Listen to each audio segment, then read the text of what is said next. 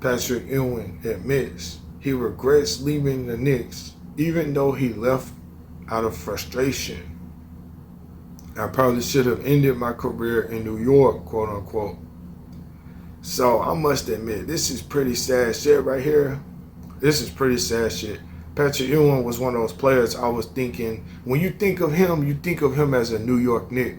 You don't think of him as the other teams he's played for. And he played for a few. But let's see what this report says, man. And I'll tell you what I think, and we can get out of here on this.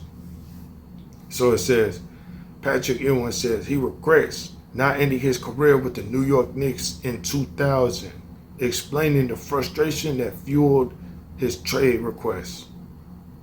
Quote, there are some things you do differently. And I guess one of them would be, open up more to the fans and the media, Ewing said.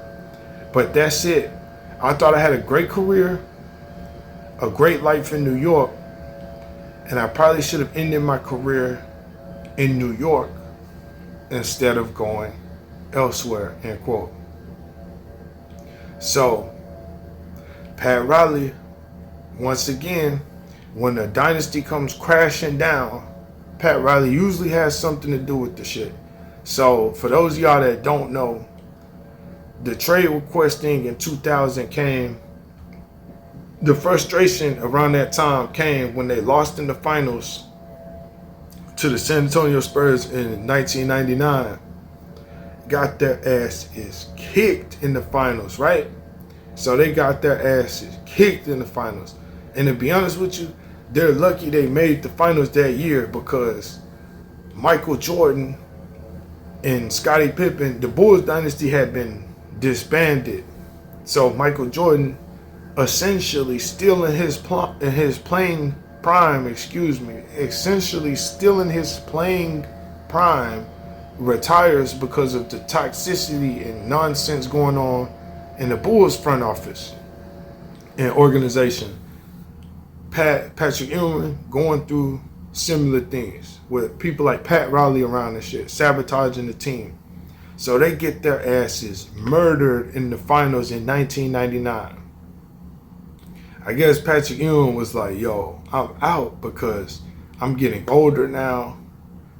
I'm not the best player on the team no more, for real.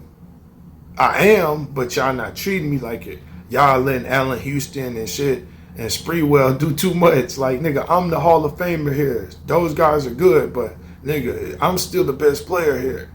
So, I guess basically he feel like kind of how Shaq felt leaving the Lakers. He was like, yo, even though Ewing didn't win nothing for New York, he should have stuck it out. I agree too.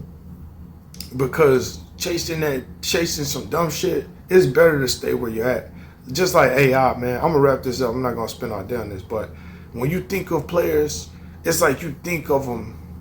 When you think of a certain city, you think of a player. And when you think of that player, you think of a city, you think of a jersey, you think of a moment in time.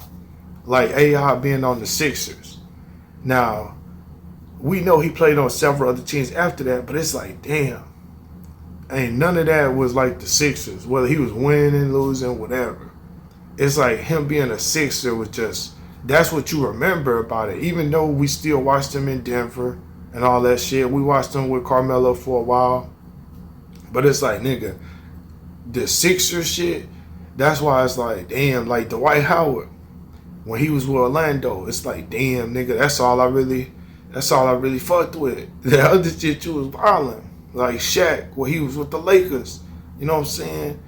And it's like, damn, man. Like, if I look at a Dirk Nowitzki, nigga, he stayed his whole career with Dallas. If I look at a Tim Duncan, he stayed his whole career with San Antonio. Shit like that. That shit just means something. You know what I'm saying?